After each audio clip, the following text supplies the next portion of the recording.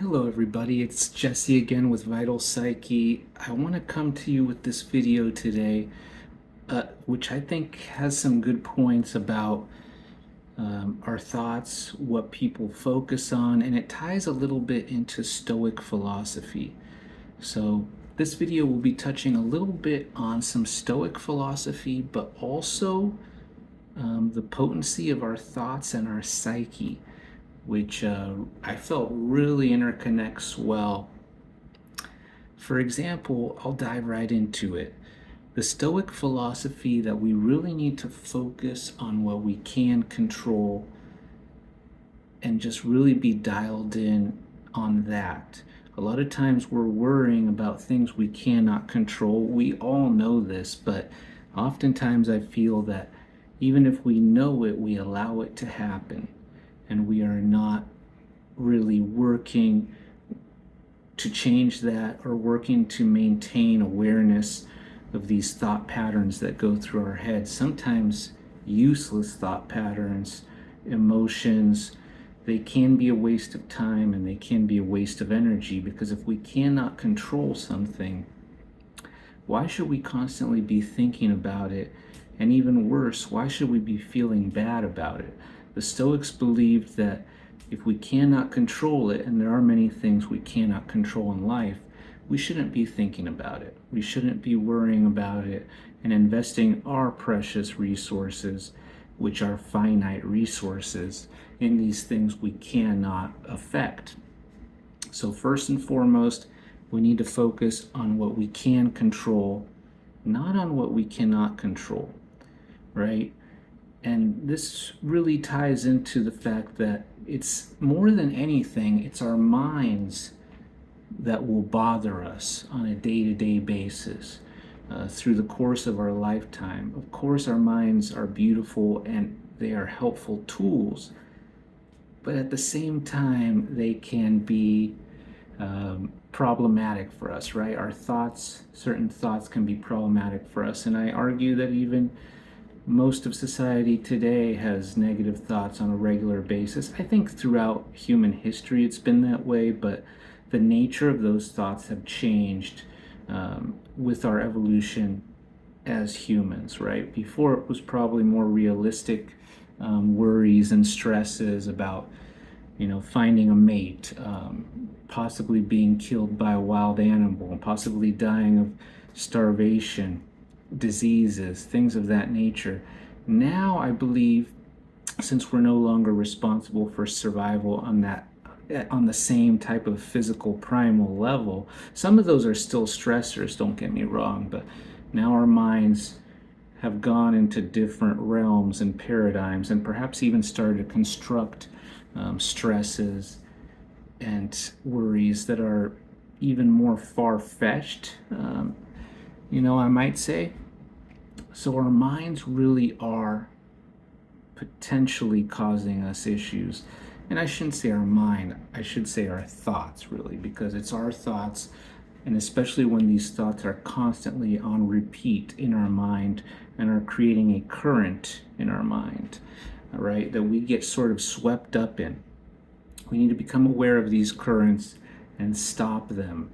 And we will talk about, I'm going to give you a strategy at the end of the video to sort of change some of these thought narratives in your mind. Okay, so we need to first of all focus on what we can control, right? That's a primary tenet in Stoic philosophy. And we also want to be thinking about the fact, here's another tenet in Stoic philosophy that's going to tie into what we're going over today, and that is harmed is a choice. When you choose to feel harmed, frustrated, hurt, those are choices. I'm not talking about, if you're physically hurt, that's a little bit different, but I'm talking about when you are generally more of a mental or emotional harm. And I'm not saying people don't do wrong things to us, but the way we choose to react is ultimately going to be based on us, right? It's based on our choice. And we can affect and we can change the way we react and respond to people. Now, it's not always going to be easy, and it does take work. There are strategies we can utilize to start working with these thought patterns and working on being less reactive and more proactive about our thoughts, our mind, and our state. Okay, I believe it's Eleanor Roosevelt who says, "No one can make you feel inferior without your consent." And that's basically what we're talking about here. Because people may say bad things about you, but ultimately it's your choice how you're going to interpret that, what type of meaning you're giving to it. As humans, we are creators of meaning in our mind, especially. And we have to be careful what meaning and what importance we give to other people's actions, thoughts, words, and so on and so forth. So it's going to be up to you ultimately, and keep that in mind going forward, right? You can change the way you feel about things, and sometimes the best thing you can do is to not even have an opinion about what someone else says. You don't have to have an opinion about everything, right? And this is something which is also tied deeply into Stoic philosophy. You don't need to have an opinion about everything.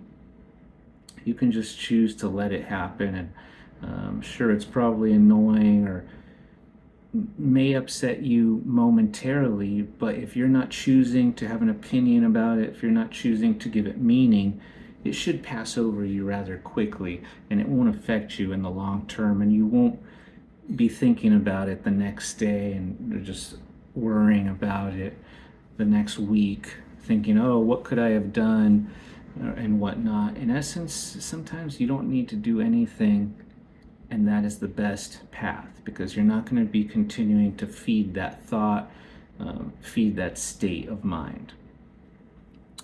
And ultimately what we're doing when we're feeding these narratives, these negative narratives in our mind, or harmful narratives, depending on how we want to term them, because I know positive and negative, they mean different things to different people. It just depends on where you're at. Ultimately, when you're getting caught up in these narratives that are harmful, you're pulling away from the present moment. So in the present moment, we're tapped in to what's happening now. We're not we're not anxious about the future, and we're not worried about the past, and vice versa. And as I talked about in one of my other videos, that is crucial. Having some sort of practice that helps you be grounded in the moment, a stillness practice, is going to help you work with your thoughts and your mind quite a bit. So that's, aside from the other strategy I'm going to talk about later in this video, having that stillness practice, whether it's meditation, relaxation videos, possibly music, walking, dancing, those can all be helpful. Because they will help you have a healthier relationship with the moment, and ultimately a healthier relationship with your mind, with your thoughts, not be so reactive. I saw someone else, there was a video on Instagram, someone said, worrying is like praying for something you do not want. I also have this image that I've had for a long time that says, worry is a misuse of your imagination. And I think that's a beautiful way to put it. Worry is a misuse of your imagination, because our minds are powerful ultimately, and that's what led me to create this channel. That's what's led me on the path I am on. It's led me to grow, to change so many things in my life, and I believe I can change things in your life as well. But it takes awareness, and it takes time and some work, just like anything else. When you start to worry, it's like you're painting a picture of something you do not want. And sometimes we continue to worry about these things daily, weekly, on a monthly basis, all year, sometimes decades, and in some tragic instances, our whole lives we could be worried about certain things. So it's really problematic when we're worrying constantly. Worries and fears do have a natural purpose in our lives, to help us, to alert us to dangers. But when we are taking it too far and we're constantly repeating a certain pattern, that is not natural. That is not good for us, and we need to change those patterns through awareness and through some of the strategies that we talk about here on my channel. Go ahead and subscribe and follow. You could also find me on Instagram. And I am going to talk about a strategy, a helpful strategy, in a moment.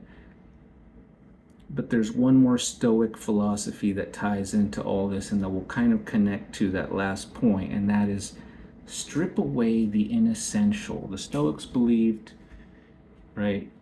The first point we touched upon was the fact that try to focus on what you can control, right? We talked about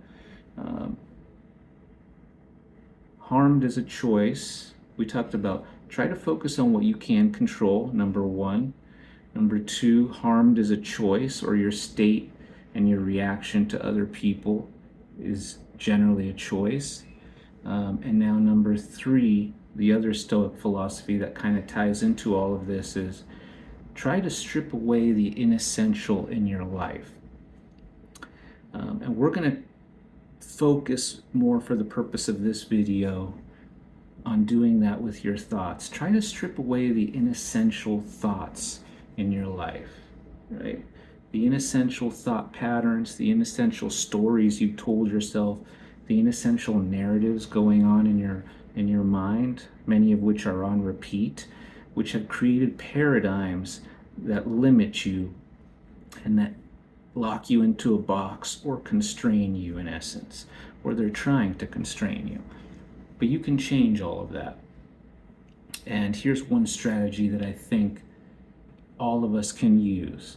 So for example, I was talking about worrying is painting an image, is praying for something you don't want. You're painting an image in your mind of something you do not want. So one simple strategy, and I like to keep it simple whenever I can, and most of these things are simple. You just need to do them and do them regularly, is try to paint a positive image, right? We said worry is a misuse of the imagination. So instead, let's use our imagination in a different manner, because the imagination and the mind are quite powerful. They create much, and we can create just about anything we want, potentially. So I want you to think about something. Maybe you have a worry that's been popping up in your head lately. Great. What you're going to do is you're going to come up with a positive or a helpful thing that you want in your life that's going to replace that worry. It could be related, it could be the opposite. Maybe it's the polar opposite of what you're worrying about. It could have no relation whatsoever to your worry. It could be something entirely different. That is up to you. But what I want you to do is come up with this image, this thought, this idea, and of something you do want to show up in your life. And what you're going to do is just close your eyes, imagine this thing, this event, whatever it may be. It doesn't have to be a physical thing. It could be an experience. Maybe it's just an emotion. Maybe you just want happiness. However, I would encourage you to think of something that is going to trigger that happiness for you. For example, maybe it's a certain experience, a place, a person, and visualize that image. So now, the more you visualize that image, the more you should be able to start feeling what you would feel if that happened, if that came to fruition, if you had that experience, that moment, that event, if you accomplished that. And I really want you to tap into the emotions you would feel as well if that showed up in your life, and start to feel as if it's already there in your life. So you have the mental picture, the feeling, and both of those together. So it's a thought construct with an emotional feeling. The two of those linked up, that is what you're going to focus on. And you can actually, to make it even stronger, I would like you to write all the details of that image, of that thing, of that event. What is it like? Is the sun shining on your face? Do you smell a particular scent? Do you feel a certain way? And you can, the more detailed you can become, the better, right? Because your brain will start to really be able to connect those dots and connect with that experience you want, right? And it makes it easier for your brain to continue to go there as well, which will also kind of start creating the building blocks to lead your life in that direction. So you could do it in a spreadsheet. You could just write a story or paragraphs about what this experience is, what you would see, feel, taste, touch, get as detailed as possible. For example, is the sun reflecting off a certain surface? Maybe you just ate something, maybe someone, another powerful tool is someone says something to you, maybe someone in your life congratulates you and you hear their voice saying it. That's also a powerful tool for this, and this could be for manifestation, of course. I mean, these are some of the tools that can help you bring these things into your life, good things as opposed to negative things. So every time your worry pops up in your mind, let it pop up, become aware of it, but don't hold on to it. And instead shift your focus to this positive image, this positive outcome that you are constructing, and the emotions that come with it, right? What you're going to want to do is once a day meditate on this picture, this experience, this event, and the feelings that come with it, because it's an investment in yourself, in your mind, and in your future. And if you just think about it this way, if you're investing a few minutes each day, 10, 15 minutes each day, meditating, reflecting on this outcome you want, by doing that, you're actually gaining time. It's a valuable investment because you'll be worrying less over the course of your lifetime. So it's really, you're gaining compound interest on this activity that you're doing. Over a course of a lifetime, it will pay you back in spades. So give that a shot. The more you delve into this exercise, the more results you'll get. And you can do this multiple times for various outcomes you want, to replace various worries that you have. You could just start with one, and every time you start to worry about things, you can essentially just instead shift your focus to this helpful outcome, this more aligned outcome that you want in your life. Okay, we'll talk about some other things you can do to deal with worries and negative thought cycles in my next video or in my up and coming videos. Check us out on Instagram, give me a follow and a subscribe, and have a good day.